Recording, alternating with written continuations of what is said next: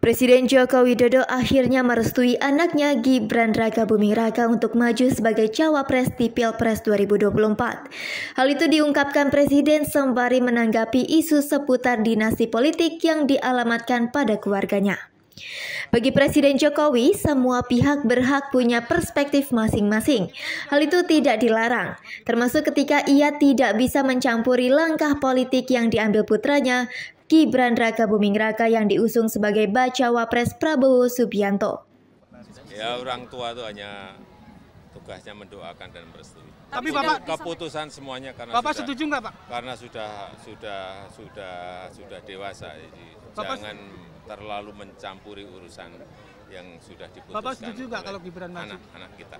Bapak setuju nggak, Pak, kalau Gibran? Setuju nggak kalau Gibran? Orang tua itu hanya mendoakan dan merestui. Merapatnya Gibran yang juga wali kota Solo ke Koalisi Indonesia Maju merupakan keputusan sendiri. Jokowi sebagai orang tua akan selalu mendukung selama hal itu untuk kebaikan negara. Dukung semuanya untuk kebaikan negara ini. Lebih jauh, Presiden memastikan dirinya tidak terlibat dalam penentuan bakal capres-cawapres. Semua murni agenda partai politik atau koalisi partai politik. Tanyakan ke partai politik, itu wilayahnya partai politik atau koalisi partai politik atau gabungan partai politik, bukan urusan presiden. Polemik batas usia capres dan cawapres berakhir dengan diputusnya permohonan yang diajukan mahasiswa Universitas Surakarta Almas Saki Biru. Ketua MK Anwar Usman yang merupakan paman Gibran Rakabuming Raka membacakan amar putusan pengujian material tentang batas usia capres dan cawapres pada Senin 16 Oktober 2023. Amar putusan mengadili 1. Mengabulkan permohonan pemohon untuk sebagian.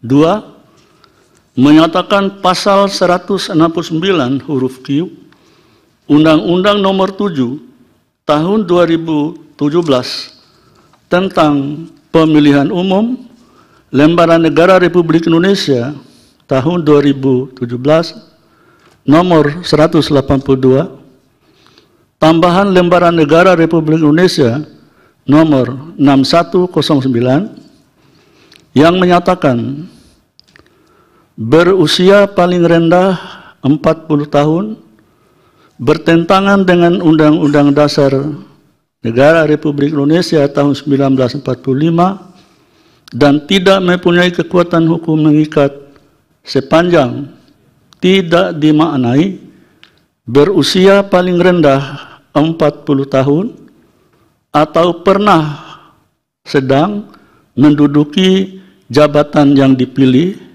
melalui pemilihan umum termasuk pemilihan kepala daerah.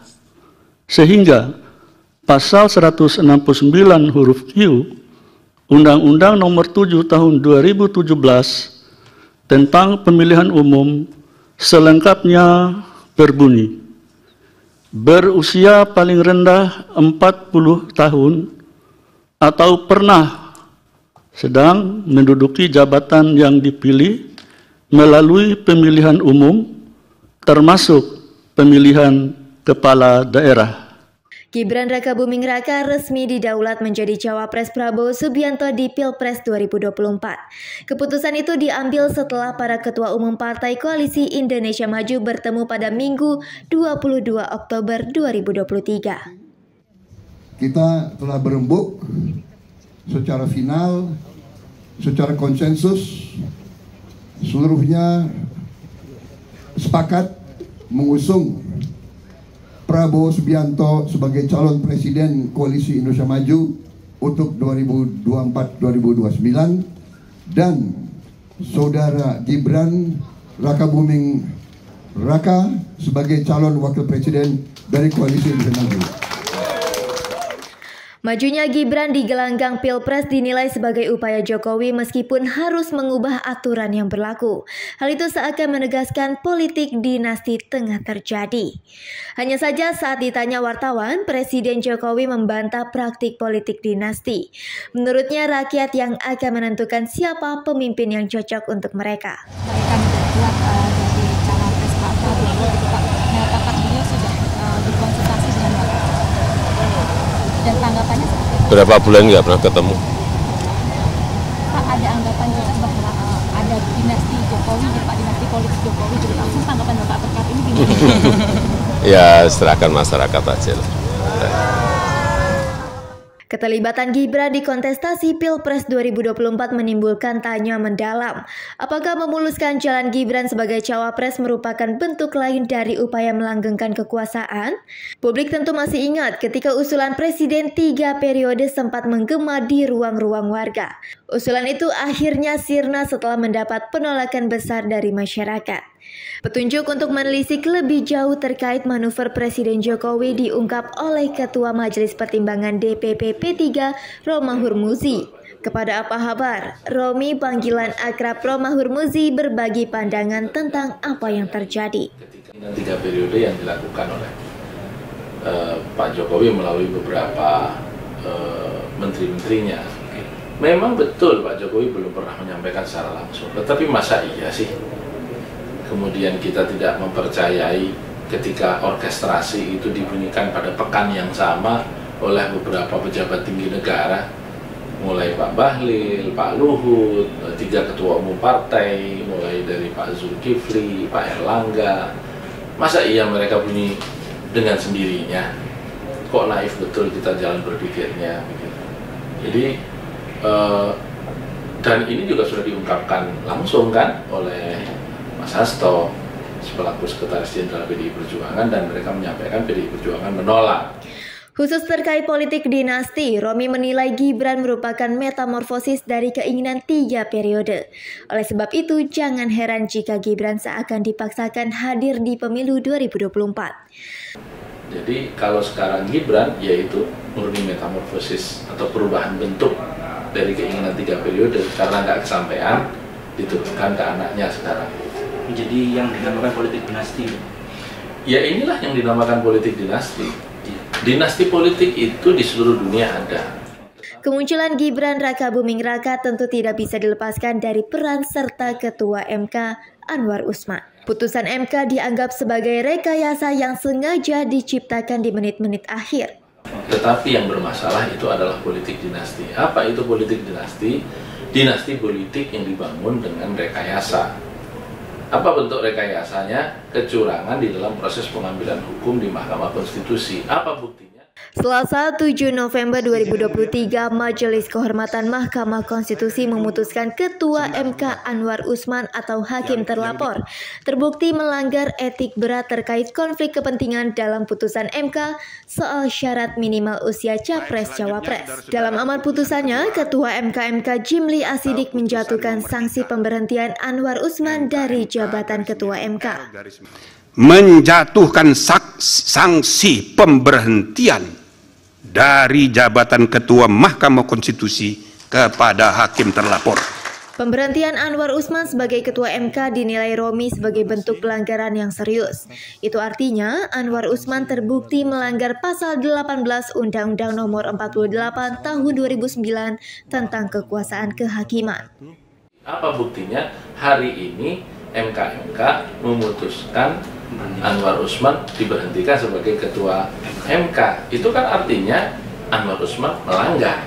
Nah, kalau melanggar berarti putusan yang dia lakukan kepemimpinannya menurut Undang-Undang Kekuasaan Kehakiman pasal 18 batal demi hukum.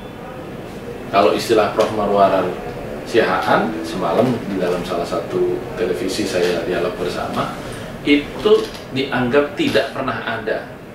Nah, apa konsekuensinya? Konsekuensinya kalau dianggap tidak pernah ada, maka PKPU yang mengatur derivasi dari putusan MK nomor 90 itu juga bisa dinyatakan batal demi hukum oleh Mahkamah Agung bila ada yang melakukan gugatan judicial review. Dinasti politik menjadi potret laten yang diduga disusun secara rinci agar keluarga Jokowi tetap menghuni istana. Mantan Asisten Deputi 4 Kantor Staf Presiden atau KSP Yahya Tatang Badrutama melihat hal itu. Karenanya ia menyayangkan manuver politik Presiden Jokowi.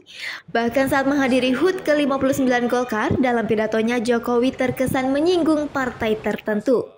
Ya, pertama tentu ini akan menjadi catatan tersendiri buat PDI. Setidaknya PDI punya jasa besar dalam membesarkan beliau 2 kali jadi wali kota, 1 kali jadi gubernur, 2 kali jadi presiden, kemudian 2 anaknya jadi wali kota, kemudian satunya lagi nanti jadi wali kota. Sementara terkait dugaan putusan MK yang mencopot Anwar Usman dari jabatannya dinilai Tatang sebagai keputusan yang tepat. Hal itu penting dilakukan untuk memulihkan kepercayaan masyarakat terhadap MK. Saya kira apa yang dilakukan oleh MK itu sudah benar, memberikan punishment, memberikan sanksi kepada ketua MK sebagai bentuk pelanggaran etik.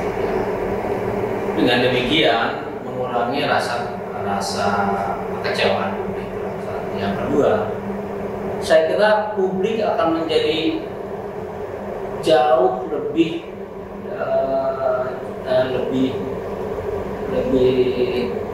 ikut serta pemilu ini lebih besar. Kenapa? Karena dengan adanya indikasi ini, maka konsolidasi kepentingan publik akan ada pemilu yang lebih baik, ya, itu akan terjadi. Di tempat terpisah, bakal calon presiden koalisi PDIP Ganjar Pranowo menyinggung soal fenomena anak muda yang ingin menjadi seorang pemimpin. Anak muda yang ingin memimpin di level daerah, bahkan tingkat nasional.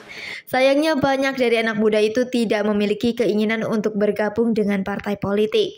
Hal ini diutarakan Ganjar saat menyampaikan arah dan strategi luar negeri Indonesia di Forum CSIS Jakarta Selasa 7 November 2023.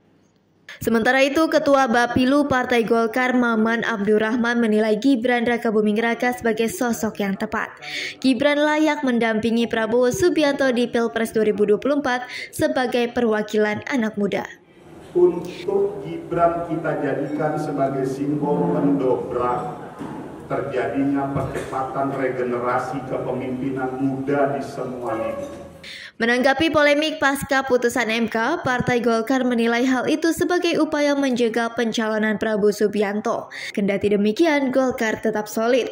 Mengenai polemik-polemik di MK dan lain sebagainya, yang namanya orang, kalau tidak kuat tentu tidak dihajar orang, Mas.